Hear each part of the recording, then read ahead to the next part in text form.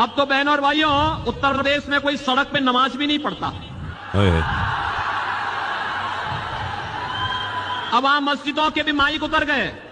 اچھا اگلے 5 برس میں آپ دیکھیں گے کہ لوگ بھول ہی جائیں گے کہ یہ بھی کوئی چیز ہوتی تھی کہ چلاہٹ ہوتی تھی, لوگ پریشان ہوتے تھے. لوگ کیا بات کر رہے ہیں آپ, کس طرح کی بات کرتے ہیں؟ آپ سے گزارش ہے آپ ہمارے مذہبی معاملات میں دخل اندازی نہ کریں بالکل بھی. آپ کو کیا لگتا ہے آپ نے اذانیں بند کروا دیں؟ یاد رکھیں آپ بڑے بڑے حکمران آئے, فرعون کو جانتے ہوں گے آپ, ہو سکتا ہے جانتے ہوں آپ. فرعون سے بڑے بادشاہ ہیں آپ, فرعون سے بڑے حکمران ہیں آپ. چنگیز خان کا نام آپ نے سنا؟ چنگیز خان نے قسم کھائی تھی مسلمانوں کو قتل ختم کرنے کی.